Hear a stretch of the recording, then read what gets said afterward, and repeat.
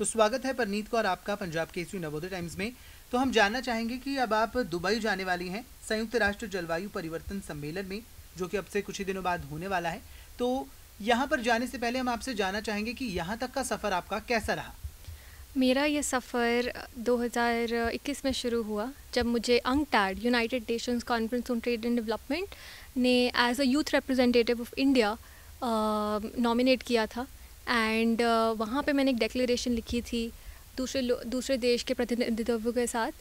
And उसके बाद कुछ यूँ मेरा सफ़र चला कि मैंने जेंडर इक्वलिटी पे काफ़ी काम बात करी है, और उसमें भी हम आदिवासी वुमेन के बारे में और दलित वुमेन के बारे में काफ़ी हमने उनके बारे में जागरूकता फैलाई है, और लोगों तक उनका जो कंट्रीब्यूशन रहा है क्लाइमेट चेंज में, उस क्लाइमेट एक्शन में, उसके बारे में हमने एक संस्था शुरू करी जिसे बोलते हैं हम गर्ल अप ज़ुबां।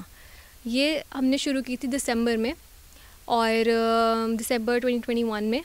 एंड इसका जो मेन हमारा शिखर, जब हम काम था जो शुरू किया आपने, इसमें काम क्या था इसका मेन काम? इसका मेन काम यह था कि हम वुमेन एम्पावरमेंट पे काम करते हैं, और जब हम वुमेन एम्पावरमेंट की बात करते हैं तो इसमें एक सबसे इम्पॉर्टेंट चीज़ आती है कि हमें भारतीय तरीके से फेमिनिज़म को परखना, और भारतीयता फेमिनिज़म के अंदर जो हमें जिस चीज़ के बारे में हम बात करना चाहते हैं उसके बारे में जागरूकता फैलाना, ये हमारा मेन मिशन रहा है।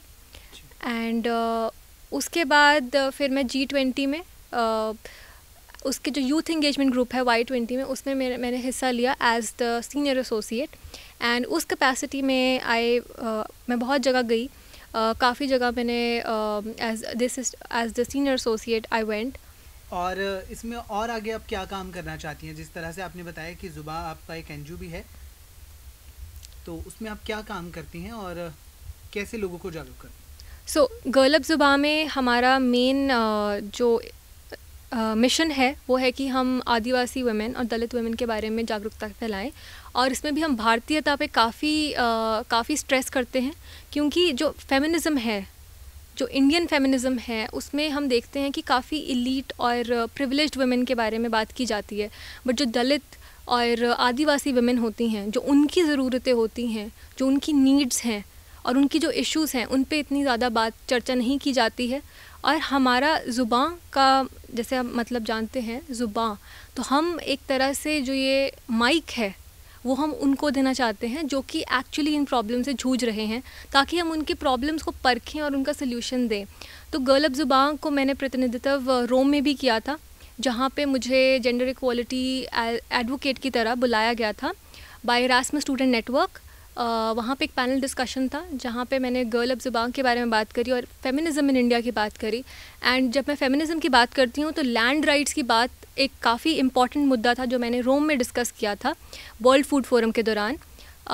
एंड लैंड राइट्स का सिचुएशन ये है अभी पंजाब सबसे कम लैंड राइट, यहाँ पे सिर्फ 1.5 to 1.6% वुमेन के पास लैंड राइट्स है, जो कि हरियाणा राजस्थान से भी कम है। तो यहाँ ये चीज़ों के बारे में मैंने रोम में बात करी थी, और ये भी बात करी थी कि हमें जो हमारे हाउस वाइफ्स होती हैं उनको रिकॉग्निशन देनी काफ़ी ज़रूरी है, क्योंकि उनका जो एक तरह से आप कह लीजिए उनका जो कंट्रीब्यूशन है वो हम उसके बारे में बात नहीं करते हैं, क्योंकि एक हाउस वाइफ कितना डिसीजन लेती है हाउस होल्ड मैनेजमेंट में, और कि एक घर चलाने में जितना डिसीजन मेकिंग लगती है हम उसके बारे में बिल्कुल बात नहीं करते हैं। तो उस चीज़ के बारे में जागरूकता फैलाना, बिकॉज़ मैं अपनी मदर से काफ़ी इंस्पायर्ड हूँ, वो भी एक होम मेकर हैं, एंड जितना मैंने उनको देखा है उनकी रिजिलियंस और जिस तरह से वो हैंडल करती हैं सब कुछ, जब मैंने खुद देखा कि एक होम मेकर कितना डिसीजन मेकिंग में माहिर हैं और कैसे वो पूरे घर को बांध के रखती हैं, तो मुझे उससे पता एक तरह से खुद रियलाइजेशन हुआ कि हमारी जो सोसाइटी है उसने होम मेकर्स को बिल्कुल पीछे कर दिया है। तो गर्ल अप ज़ुबां का ये भी मकसद है कि जो औरतें हम जिनको देखते हैं और कहते हैं कि ये तो पेट्रियार्की के चंगुल में फंसी हुई हैं, हम उनका एक तरह से पर्सपेक्टिव भी चेंज करना चाहते हैं। और आप मानेंगे नहीं, बट जितना काम हमारी जो मदर्स हैं, हमारी जो बहनें हैं, हमारे जो बुआ मासी सब ये करती हैं घर पे, अगर उस चीज़ को हम मोनेटाइज कर दें तो उसकी जो वैल्यू होगी to the GDP of India, that would be around somewhere around $2 trillion. So अगर आप देखें कि उनका जो कंट्रीब्यूशन है, अगर हम उसको प्रोत्साहित, अगर उसको हम एक्नॉलेज करना शुरू कर दें तो एक तरह से हम अपनी इकोनॉमी का भी बहुत ही उसमें फ़ायदा होगा और नारी सशक्तता तो ज़रूर ही होगी। जी, अब क्लाइमेट चेंज पर बात करते हैं। क्लाइमेट चेंज कॉन्फ्रेंस जो है वो कब होने वाली है, कहाँ होने वाली है और आपका उसमें क्या प्रतिनिधित्व रहेगा? सो ये जो क्लाइमेट चेंज कॉन्फ्रेंस हो रही है, ये United Nations framework of convention on climate change Dubai में करवा रहे हैं और ये 30 दिसंबर से 12 दिसंबर तक चलेगी।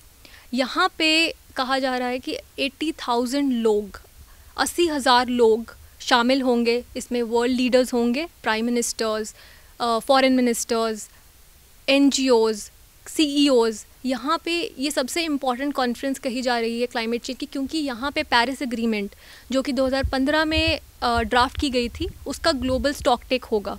एंड ग्लोबल स्टॉक टेक एक बहुत ही महत्वपूर्ण एक्सरसाइज है जिससे हमें पता चलेगा कि हम कहाँ पे स्टैंड करते हैं एज़ कम्पेयर टू, अभी कहा जा रहा है कि हमें 1.5 डिग्री सेल्सियस तक अपना टेम्परेचर मेंटेन करना है अगर हम चाहते हैं कि हम सरवाइव कर सकें। बट जिस तरह का फॉसिल फ्यूल्स एमिशन हो रहा है, जिस तरह की पॉलिसीज़ लागू हुई हैं वर्ल्ड में बाय लीडर्स, उससे कहा जा रहा है कि काफ़ी प्रदूषण फैल रहा है और उससे हम 1.5 डिग्री सेल्सियस नहीं मेंटेन कर पाएंगे। ये समवेयर अराउंड 2.9 डिग्री सेल्सियस तक जा सकता है, जो कि जिसमें ह्यूमैनिटी या हमारा ज़िंदा रहना काफ़ी मुश्किल हो सकता है।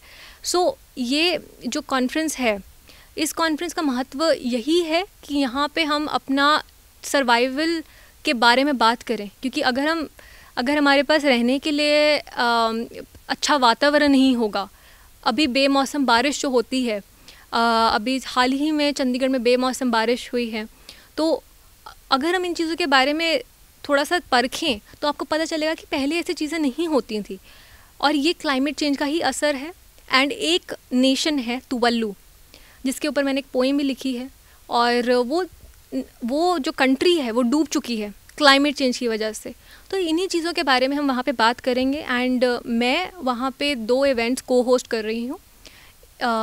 एक मुझे इंटरनेशनल लेबर ऑर्गेनाइजेशन ने इनवाइट किया है as the founder of poetry for planet, जो कि एक अंतर्राष्ट्रीय कलात्मक अभियान है, और उसका जो मिशन है वो है कि हम जो भी क्लाइमेट लीडर्स होते हैं जो ग्रास रूट्स पे काम कर रहे हैं, जैसे आपका एक फार्मर हो गया जो पेस्टिसाइड्स ना यूज़ करके ऑर्गेनिकली फार्म कर रहा है अपने पैसे से, एक तरह से वो अनकन्वेंशनली जाकर कुछ ऐसा कर रहे हैं जो पर्यावरण के काफ़ी अच्छा है, इंसानों के लिए काफ़ी अच्छा है। तो उनके बारे में जागरूकता एक पोइट्री के माध्यम से करने के लिए मैंने ये पोइट्री फॉर प्लानट शुरू किया है। और उसी एज द फाउंडर, उसके संस्थापक की तरह मैं वहाँ पे जाऊँगी और वहाँ पे जाके मैं 2 इवेंट्स होस्ट करूँगी। वहाँ पे मुझे मोनाश यूनिवर्सिटी ने भी, ऑस्ट्रेलिया ने इनवाइट किया है अपनी पोम शेयर करने के लिए, जो कि अगेन वुमेन एम्पावरमेंट पे होगी। एंड जो हमारा रोल है वुमेन का इन क्लाइमेट चेंज, इन क्लाइमेट एक्शन, उस पर मैं चर्चा करूँगी। जी, तो चंडीगढ़ की एक बेटी होने के नाते आप चंडीगढ़ वासियों को क्या संदेश देना चाहेंगी? सबसे पहले चंडीगढ़ जिस तरह से डिज़ाइन की गई है, ली कॉर्ब्यूज़ियर ने जिस तरह से डिज़ाइन किया है, वो सबसे इन्वायरमेंटली सस्टेनेबल वे में डिज़ाइन किया है। तो हम ग्रीन सिटी में रह रहे हैं, हम एक बहुत ही महत्वपूर्ण, एक बहुत ही इम्पॉर्टेंट उदाहरण है कि सस्टेनेबिलिटी का। और अगर हम जिस तरीके से ली कॉर्ब्यूज़ियर ने इसको डिज़ाइन किया, उसी विज़न को अपने दिमाग में रखें और चंडीगढ़ को उसी तरीके से रखें जिस तरह ली कॉर्ब्यूज़ियर ने इसको बनाया, डिज़ाइन किया था, जिस विजन से डिज़ाइन किया था, तो हम काफ़ी आगे निकल सकते हैं। एंड चंडीगढ़ में भी काफ़ी समस्याएं हैं जो कि हल की जानी चाहिए। यहाँ पे लैंडफिल की प्रॉब्लम है, एंड यहाँ पे व्हीकल्स बहुत ज़्यादा हैं, तो कार पूलिंग का आई थिंक सब लोग इस्तेमाल कर सकते हैं। दैट इज़ एक चीज़ है जो मैं ज़रूर सजेस्ट करूँगी। कार पूलिंग काफ़ी इंपॉर्टेंट है। व्हीकल डेंसिटी इन चंडीगढ़ सबसे ज़्यादा है, और आप देखेंगे कि ये जो कंक्रीट एंड टार की वजह से गर्मी बहुत ज़्यादा होने लगी है, भीषण गर्मी होती है इवन चंडीगढ़ में भी। तो जो कंक्रीट की ये जो इमारतें हैं, ये जो रोड्स हम कंस्ट्रक्शन हो रही है, इस पे थोड़ा ध्यान देना पड़ेगा और पेड़ लगाते रहिए। और यही है कि अगर चंडीगढ़ वैसे ज़्यादा जानी जाती है क्योंकि बहुत एफ्लुएंट एलीट सिटी है, बहुत अमीर अमीर लोग हैं यहाँ पे रहने वाले। तो अमीर पैसे से नहीं होते हैं, अमीर होता है जिसके पास सांस लेने अच्छी सांस है, अच्छी हवा में वो रह रहे हैं और सांस लेने के लिए उनके पास अच्छी हवा है। और अमीर होते हैं वो लोग जो कि आज एक पेड़ लगा रहे हैं और उस पेड़ की छाँव शायद वो ना उनके पास वो ना इंजॉय कर पाएँ, बट उनके जो आगे आने वाली पीढ़ियाँ हैं वो इंजॉय करें। सो अमीरियत यहाँ से आती है कि आप अपने पर्यावरण की किस तरह से रक्षा कर रहे हैं, आप उस पर्यावरण को किस तरह से सेव कर रहे हैं।